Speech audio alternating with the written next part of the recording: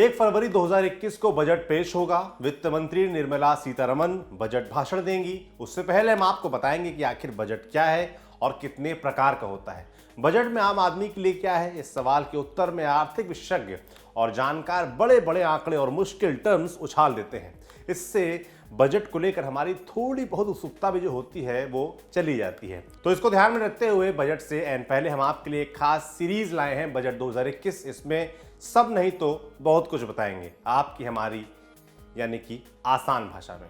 Budget क्या होता है पहले समझिए। लीडरशिप विषय पर लिखने वाले चर्चित अमेरिकी लेखक जॉन सी मैक्सवेल के अनुसार बजट दरअसल अपने पैसों को ये निर्देश देना है कि वे कहां जाएं, बजाय ये आश्चर्य करने की कि वो कहां चले गए।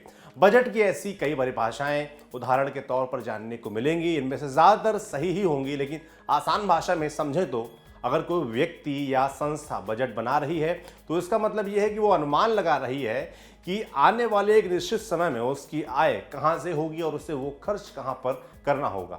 अब इससे बजट को लेकर दो बातें क्लियर हो जाती हैं। पहली बात, बजट एक निश्चित समय या इवेंट के लिए होता है। एक हफ्ता, एक महीना, एक साल, एक दिन। बजट किसी भी प्रकार और आकार का हो सकता है, जैसे शादी का बजट, पार्टी का बजट, घर का बजट आदि। 1 फरवरी को वित्त मंत्री निर्मला सीतारमण जो बजट लेकर आएंगी वो होगा देश का बजट। यह बजट वित्तीय वर्ष 1 अप्रैल 2021 से 31 मार्च 2022 तक के लिए होगा, इसीलिए इसे बजट 2021-22 कहा जाएगा। दूसरी बात, बजट सिर्फ एक अनुमान भर होता है। भविष्य को लेकर तो अनुमान भर ही लगाए जा सकते हैं। बस अगर इन्हीं अनुमानों को लगाने के लिए डेटा, सांख्यिकी और वैज्ञानिक अप्रोच का सहारा लिया जाएगा तो अनुमान और सटीक होते चले जाते हैं। सरकार के बजट में यही किया जाता है। ऐसा नहीं है कि एक बार बजट बनाने के बाद उसमें बदलाव नहीं हो सकता, उसका समय समय पर रिव्यू करना पड़ता है। बजट बनाने से पहले हफ्तों, महीनों डेटा और फीडबैक लेने में लग जाते हैं, तब जाकर बजट बन पाता है। अब समझते हैं कितने तरह के बजट होते हैं। बाकी चीज़ों के अलावा बजट में सबसे मुख्य बात होती है आय और व्यय का हिसाब। आइए जरा कचरा की नोटबुक में झांक कर देखा जाए कि उसने बजट कैसा बनाया है। कचरा अपनी नोटबुक में अगले महीने का बजट बनाते हुए इनकम वाले कॉलम में लिखता है, मैं अगले महीने 1.26 लाख रुपए दुकान से कमा लूंगा, 42,000 रुपए किराए से, 50,400 रुपए सैलरी मिलेगी, 33,600 रुपए की एफडी मैच्योर होगी। खर्च वाले कॉलम में वो लिखता है 25,200 रुपए घर के राशन पानी और रोज के खर्चे, 63,000 रुपए की ईएमआई जाएगी, 92,000 रुपए का एलसीडी टीवी आ रहा है वो खरीदूंगा, 35,200 रुपए घर के रेनोवेशन में लगाने हैं, बचे रुपए को अलग अलग सेविंग्स स्कीम में लगाऊंगा।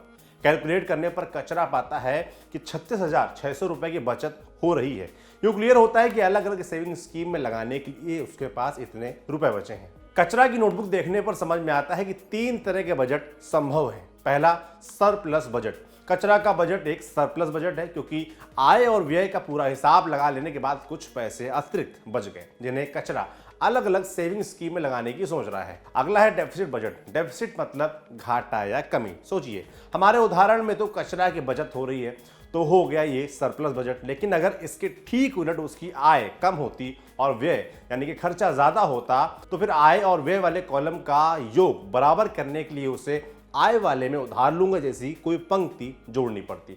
तो कचरा का बजट हो जाता डेफिसिट बजट यानी कि घाटे का बजट। आपको बता दें कि भारत का बजट घाटे वाला ही रहा है, मतलब इस बजट के आय वाले कॉलम में कोई ना कोई पंक्ति उधार लूंगा वाली जरूर देखने को मिलती है। अब बात करते हैं तीसरे यानी कि बैलेंस बजट की।